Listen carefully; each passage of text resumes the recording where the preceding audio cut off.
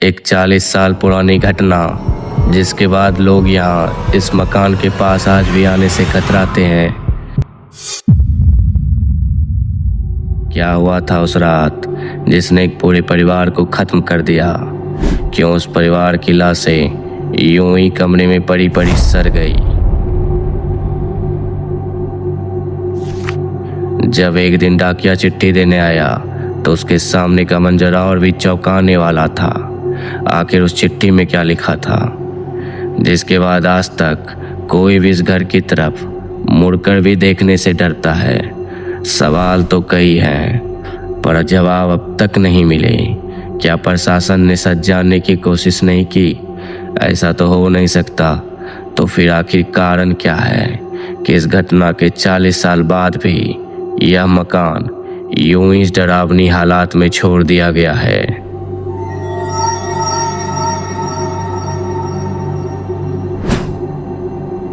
दोस्तों, जो भी हो, लेकिन अनसीन इंडिया की टीम ने ठान लिया है कि आज इस सच का पर्दाफाश जरूर होगा। यह डरावना मकान इतनी पुरानी हालात में पहुंच चुका है कि यहाँ अकेले दिन में खड़े होने की किसी की हिम्मत नहीं होती। इसकी सूरत देखते ही अंदर से एक अजीब सी व्याकुलता पैदा होती है, जैसे पहले यहाँ बहुत कुछ बुरा हुआ हो। यह मकान आज जिस जगह पर स्थित है, ऐसा नहीं है कि इसके आसपास लोगों के घर नहीं हैं। यहाँ घर भी हैं, लोग भी रहते हैं, लेकिन किसी की हिम्मत नहीं होती इधर आने की। जब हमने इस मकान के बारे में आसपास रहने वाले लोगों से पूछा तो जो जानकारी हमें मिली उस पर आपको यकीन करना थोड़ा मुश्किल होगा। दरअसल आज से लगभग 40 से 41 साल पहले की अब बात है। रमेश नाम का एक व्यक्ति हाथ में मिठाई का डब्बा लिए वह अपने नए पड़ोसियों के गेट पर एक एक करके दस्तक दे रहा था। चेहरे पर हल्की मुस्कान थी। दरवाजा खुलते ही वह आगे बढ़कर मिठाई थमाता और खुशी के साथ कहता, आज मैं बहुत खुश हूँ, मेरा प्रमोशन हुआ है और अब मैं अपने परिवार के साथ यहीं सामने वाले उस मकान में रहूंगा। अगले दिन रमेश अपने परिवार के साथ उस घर में गृह प्रवेश करता है। परिवार में कुल 5 सदस्य थे। खुद रमेश, उसकी पत्नी, 2 बेटियां 22 साल की दीक्षा और 20 साल की दिव्या और एक 12 साल का छोटा रोहन। शुरुआत में सब कुछ सामान्य था, लेकिन थोड़ी ही समय बाद उस परिवार का व्यवहार अजीब लगने लगा। एक दिन जब एक पड़ोसी किसी काम से रमेश के घर गया तो वह हैरान रह गया। रमेश की पत्नी एक कमरे में कुछ अजीब हरकतें कर रही थी। सामने 4-5 दिए जल रहे थे। जमीन पर अजीब सी लकीरें खींची थी जो किसी जादू टोनी जैसी लग रही थी। जब उस पड़ोसी ने रमेश से पूछा तो रमेश ने बिना जवाब दिए एक अजीब सी मुस्कान के साथ दूसरे कमरे में चला गया। हम आपको आगे की बात बताएं उससे पहले जरा इस घर की मौजूदा हालात पर भी गौर कीजिए।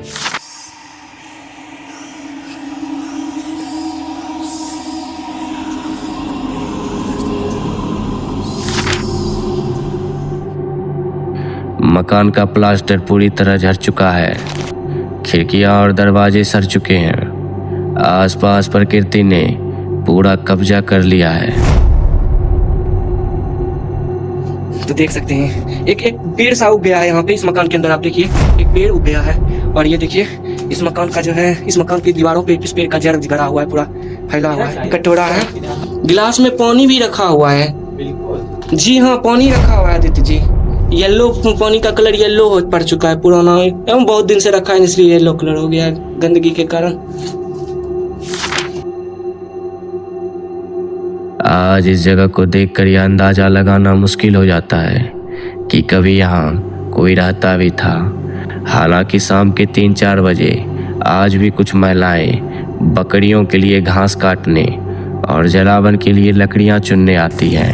दादी जी बोल रहे हैं जैसे कि अभी जो रूम है इतना पुराना हो गया है, हाँ। इसमें तो कोई रहता नहीं है। कब तो रह रहे लोग, कब तो हम तो ये बगल में घर बगला में तो अब यहाँ रह जाता कि मतलब। लेकिन अंधेरा होते ही किसी की हिम्मत नहीं होती यहाँ रुकने की। दोस्तों, अब वापस रमेश की आप बीती पर आते हैं।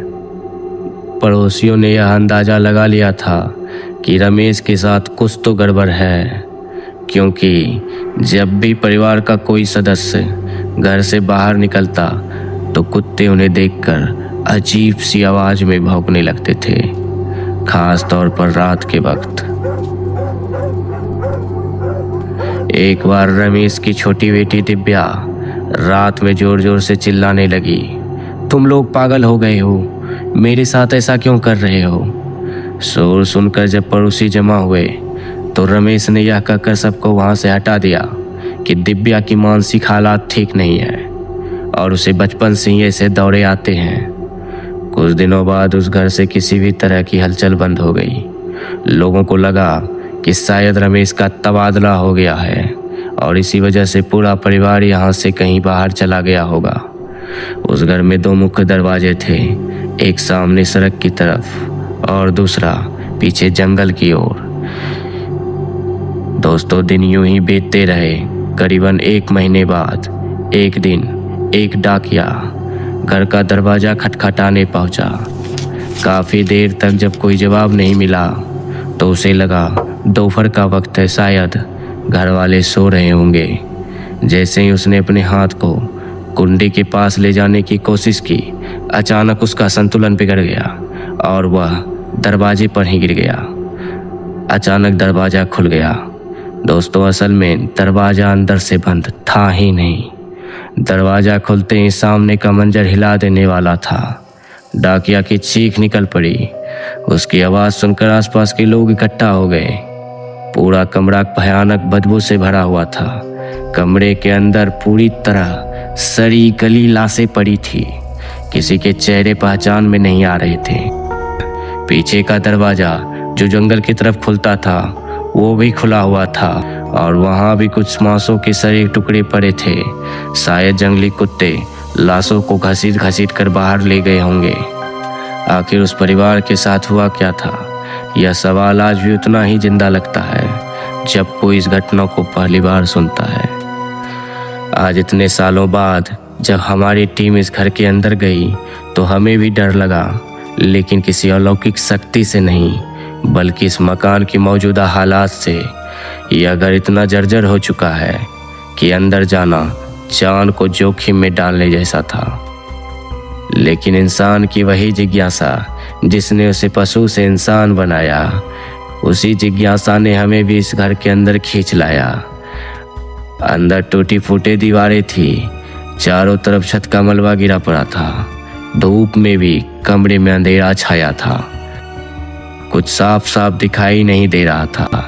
जब हम छत की ओर बढ़े तो सीढ़ियां इतनी कमजोर और टूटी थी कि एक गलती हमें संभलने का मौका नहीं देती। फिर भी हमारी टीम छत तक पहुंची और वहां का नज़ारा देखकर हम सब कुछ पलों के लिए खामोश हो गए। छत पर चारों तरफ पत्ते बिखरे थे। एक मोटा पेड़ छत को चीरता हुआ ऊपर की ओर बढ़ रहा था, जैसे वह अपनी ताकत दिखा रहा हो। चारों तरफ सन्नाटा था, माहौल खुद ब खुद डर की जिम्मेदारी संभाले हुए था। तभी हवा का एक झोंका चला और हमें फिर 40 साल पीछे ले गया। पुलिस लाशों की जांचों में लगी थी। डाकिया अपने हाथ में वह चिट्ठी पकड़े खड़ा था। सबके चेहरे पर सवालों का बोझ साफ दिखाई दे रहा था।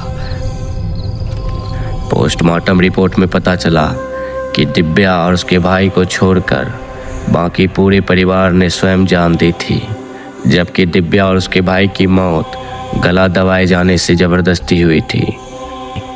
इस सब की वजह उस चिट्ठी में छुपी थी जो नितिन नाम के एक व्यक्ति ने दिव्या को लिखी थी। नितिन पेशे से एक साइकोलॉजी के डॉक्टर थे। दिव्या अखबार में उनके आर्टिकल पढ़कर अपने परिवार से जुड़ी एक चिट्ठी उसे लिखी थी। उस चिट्ठी में लिखा था, मेरे परिवार वाले किसी अंधविश्वास में फंस चुके हैं। मेरी माँ और बड़ी बहन अजीब अजीब सी हरकतें करती हैं। पापा रोज रात घर लौटते वक्त जादू टोने से जुड़ी उल्टी सीधी चीज़ें खरीद कर लाते हैं। घर वाले मुझे और मेरे छोटे भाई को स्कूल जाने तक नहीं देते। मुझ पर भी दबाव डालते हैं कि मैं भी उनकी तरह ये सब करूं।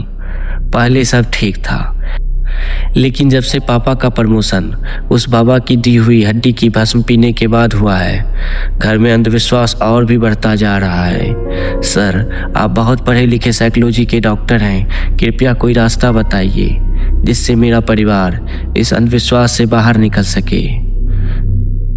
एक अंधविश्वास ने एक उन्नत हो रहे परिवार को अंत की दिशा में धकेल दिया। इस परिवार की कहानी सिर्फ डर ही नहीं बल्कि एक संदेश भी देती है। अंधविश्वास पर आंख बंद करके भरोसा नहीं बल्कि सोच समझ जरूरी है। अगर वक्त रहते रमेश यह समझ जाता कि उसकी तरक्की किसी भस्म की वजह से नहीं बल्कि उसकी मेहनत का नतीजा है, तो शायद यह मकान आज यूं वीरान न पड़ा होता। दोस्तों, अगर आपने यह वीडियो यहाँ तक देखा है तो चैनल को जरूर सब्सक्राइब करें और वीडियो को लाइक व शेयर जरूर करें।